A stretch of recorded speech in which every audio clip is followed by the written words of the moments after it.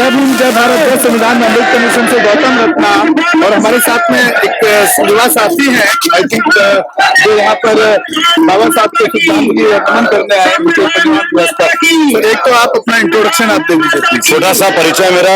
जय हिंद जय भारत। मैं रेबल सदानंद पति, सोशल एक्टिविस्ट और तमाम मंचों पर आपकी तरह प्रयास कर रहा हूँ कि जहां भी बैड गवर्नेंस हो, जो सरकार की पॉलिसीज है जो आम नागरिकों को इफेक्ट करती है, बैड इफेक्ट करती है, उनको एक्सपोज करता हूँ और बस यही एक काम करना आता है, ये काम करता हूँ। नाम रिपीट कर दीजिए। रेबल सदानंद पति, बागी सदानंद। सर आप आज क्या संदेश देना चाहते हैं बाबा साहब के इस परिवार दिवस पर? देखिए मैं एक बात बोलूंगा, ये एकमात्र दिन केवल विशेष नहीं है। अगर आप बाबा साहब अम्बेडकर जी को मानते हैं या समझते हैं तो ये दिन रोजाना का है।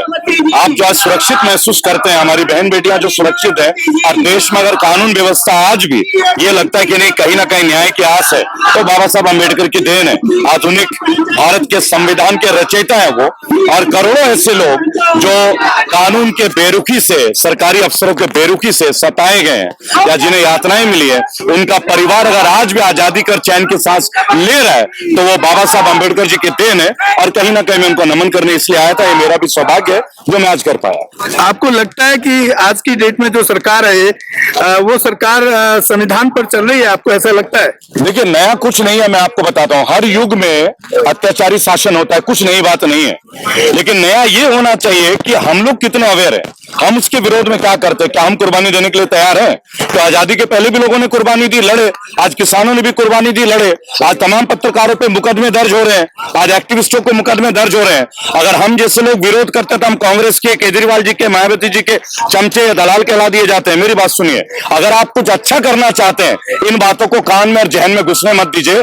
आप सत्य के राह में चलिए और अपने लिए एक बात सेट कीजिए, देश कुर्बानी मांग रहा है, देश को कुर्बानी की जरूरत है, तब भी थी और आज भी है। क्योंकि देश में बड़े बड़े लोगों को पद्मश्री मिल रहा है जो आज ये कहते हैं कि हमें भीख में 2000, आप समझ रहे ना, 1947 से आपने बात छेड़ी। जो पद्मश्री अभी कंगना रावत को दिया, कंगना रावत को जो दिया गया, उसमें आपने देखा होगा कि उनके बहुत सारे ऐसे स्टेटमेंट हैं जिसमें वो बिल्कुल जातिवादी मानसिकता रखती हैं, अपने आप को छत्रनी कह करके संबोधित करती हैं अपने आप को। और कई बार उनके स्टेटमेंट जो संविधान के खिलाफ भी उनके स्टेटमेंट आए।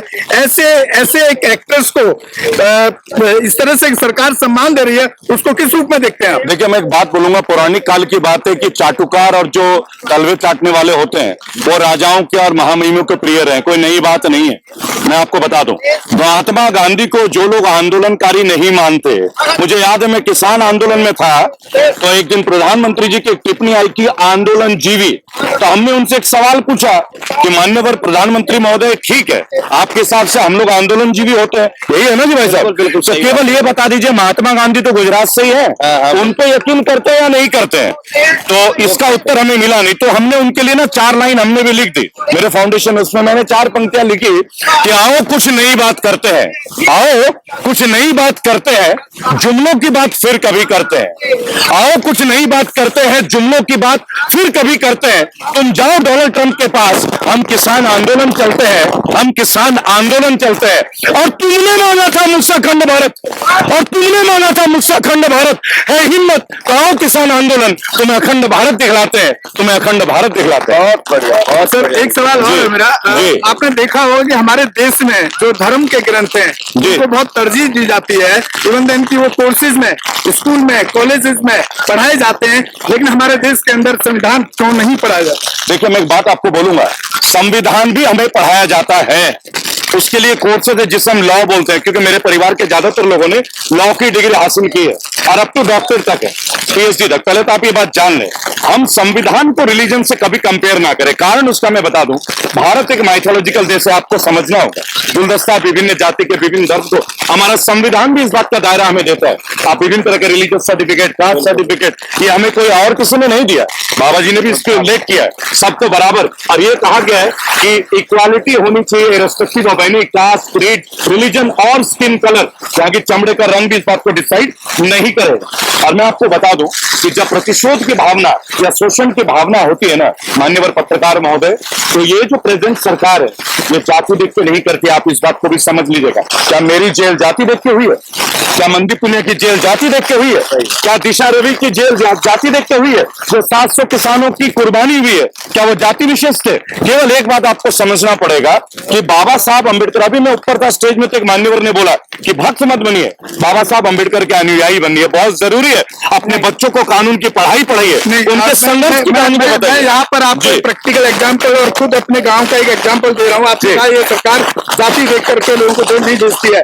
मैं दावे के साथ कह रहा हूँ ये भाजपा सरकार जाति देख कर लोगों को जेल भेजती है। मेरे गांव का एग्जाम्पल है इसके। ऐसे बहुत उदाहरण गांव में ग्रेटर नोएडा दिल्ली एनसीआर के अंदर गांव है, एक बारात को ठाकुर समाज द्वारा घोड़ी पे सीधा सीधा घोड़ी बछड़ा गांव का नाम क्यों नहीं ले रहा? पत्रकार महोदय में सीधी बात करता हूँ, मैं बता रहा हूँ। मैं तो नाम लेता देखिए, मैं रेवेन्यू मेरे से मेरी बात सुन लीजिए, हमसे सहन नहीं होगा। हम तो नाम लेके बोल रहे, गांव का नाम घोड़ी बछड़ा ही था ना? नहीं, घोड़ी बछड़ा नहीं था। कौन सा था? बता रहा हूँ आपको, मेरे गांव का नाम है गराना। अच्छा।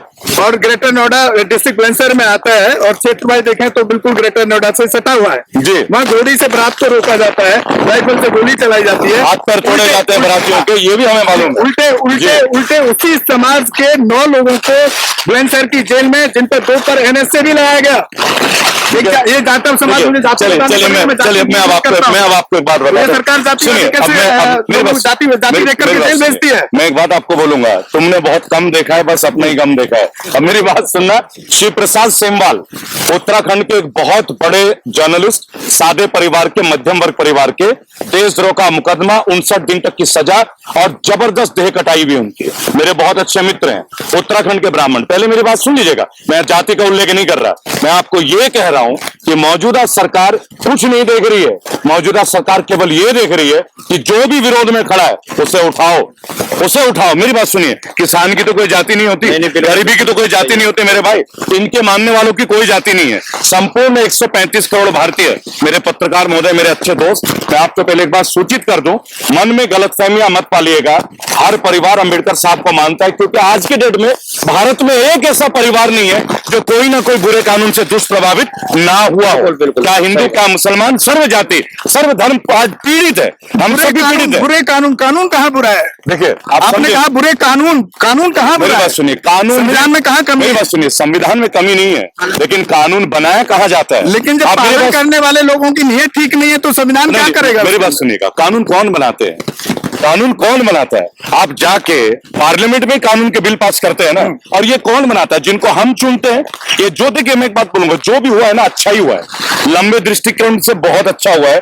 इन्हें अखंड भारत चाहिए था। मैंने अभी पंक्ति में क्या बोला, आओ किसान आंदोलन, अखंड भारत दिखलाते हैं, सर्व जाति सर्व धर्म, पूरा भारत वहां मौजूद था कि नहीं भाइयों? पूरा मौजूद था ना भाई साहब? मेरी बात सुनिए, देखिए रामायण के रचयिता महर्षि वाल्मीकि, मेरी बात को अच्छे से समझिएगा। मैंने कई वीडियोस जनरेट किए हैं कि रामायण के रचयिता महर्षि वाल्मीकि रामायण को स्वीकार कर लेते हो, वाल्मीकि समाज को स्वीकार नहीं करते। आज भी नाली और गटर के लिए सबसे ज्यादा जो वैकेंसी है उन्हीं के लिए उत्पन्न करते और उनका पे स्केल देते हो 8,200 रुपए। और फिर वो पिछड़े वर्ग के प्रधानमंत्री जो खुद को पिछड़े वर्ग का बताते हैं, केवल बनारस में जाके पैर धो के अपने आप को प्रोजेक्ट करते हैं। प्रोजेक्ट करना है ना, इनकी सैलरी हाइक कीजिए, इनको समानता की जगह दीजिए, तो परिवार सबका चलना जरूरी है। तो ये जो भी कर रहे हैं ना पत्रकार महोदय, हमारे आप कम से कम हमारा सैलरी बढ़ाने की बात क्यों करें? आप ये क्यों नहीं कह रहे कि जो जनरल कास्ट के लोग आते हैं उनको उसमें नौकरी दीजिए? पहली मेरी बात उनको रिजर्वेशन दीजिए तो लीजिए। पहले मैं एक बात और बता दूं, आजकल वहां भी जो वैकेंसी हो रही है ना, वो भी एमएलए एमपीज के रेफरेंस से हो रहे हैं। मैं आपको ये भी बता दूं, आप रोजगार के ऊपर चर्चा ना करें तो पकौड़े वाली बात हो जाएगी। पत्रकार महोदय, आपने तो केस त्याग दिए, मेरे तो बचे हुए हैं, इनको भी मत छीनिए मेरे से। मेरे बड़े भाई, आप बेहतरीन पत्रकार है। देखिए, हमें भारत चाहिए था। लोग हिंदुस्तान बोलते हैं, मैं इस बात का खंडन करता हूं। आपने भारतीय रिजर्व बैंक देखा होगा, रिजर्व बैंक ऑफ इंडिया। तो भारत की बात कीजिए, कोई हिंदुस्तान बोलता है तो इस बात का विरोध कीजिएगा। हम भारतीय थे, हम भारतीय हैं, हम भारतीय रहेंगे, हम एक थे, हम एक हैं, हम एक रहेंगे। और कॉन्स्टिट्यूशन में कहीं भी हिंदुस्तान शब्द का इस्तेमाल ही नहीं किया हुआ है। सिर्फ आप नहीं कर सकते। आप देखिए, हम नहीं इसका इस्तेमाल कर सकते, हमें करना भी नहीं चाहिए। कहीं ना कहीं इतने लोगों की कुर्बानी को हम व्यर्थ कर रहे हैं। और उस कुर्बानी को व्यर्थ मत कीजिए। लेकिन मैं एक बात बोलूंगा पुनः आखिरी पंक्तियों में कि देखिए, बाबा साहब अंबेडकर राष्ट्रीय धरोहर है, व्यक्तिगत या जातिगत धरोहर नहीं है। और राष्ट्रीय धरोहर के लिए ना इस राष्ट्र के सभी धर्म, सभी लोगों को आपको भी गले लगाना होगा, आपको क्षमता दिखानी होगी। जो नहीं मानते उनको भी जीतना है, यही तो है बाबा अम्बेडकर को श्रद्धांजलि। और क्या बेहतर श्रद्धांजलि हो सकती है? जो इनके विरोधी है हम उन्हें भी अपने खेमे में लेकर आएंगे, तभी इस सरकार को दूर भगाएंगे। ठीक है, अब की बार नो टू मोदी सरकार, सीधी बात। साथियों, आप अम्बेडकर नेशन पर पति जी जो एक फाउंडेशन चलाते हैं, सोशल एक्टिविस्ट हैं, और बहुत अच्छे तथ्यों के साथ उन्होंने अपनी बात को रखा और पूरे देश को एक संदेश देने की कोशिश की आज बाबा साहब के परिनिर्वाण दिवस पर, और उनको श्रद्धांजलि देने आए हैं। बहुत अच्छा लगा और बहुत अच्छे से उन्होंने अपने विचारों को व्यक्त किया है। इसी के साथ विदा लेते हैं। जय भीम, जय भारत, जय संविधान। गौतम रत्ना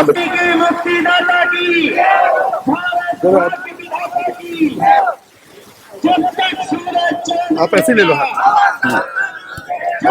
ये पॉकेट में तो पकड़ सकें। धन्यवाद भाई। रोको मत, हमें टोको मत, हमें आगे बढ़ते जाना है। जय भीम का नारा लगाना है, जय भीम का नारा लगाना है। जय भीम, जय भीम।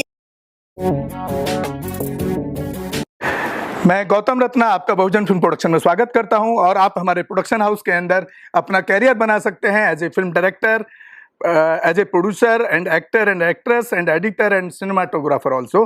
अगर आपको फिल्म से रिलेटेड कुछ भी प्रोजेक्ट आपको बनवाना है तो हमारे पास में पूरा सेटअप है, जिसमें फिल्म कैमरा है, शूटिंग लाइट्स है और एडिटिंग है। सारा A to Z एक ही जगह पर आपको हमारे यहाँ पर मिल जाएगा। तो दोस्तों, आप हमें कांटेक्ट कर सकते हैं हमारे नंबर्स पर 9810085714 और 8510005714। हमारे वेबसाइट पे विजिट कर सकते हैं www.filmserviceindia.com, और हमें मेल भी कर सकते हैं gautamfilmsproduction@gmail.com पर। धन्यवाद।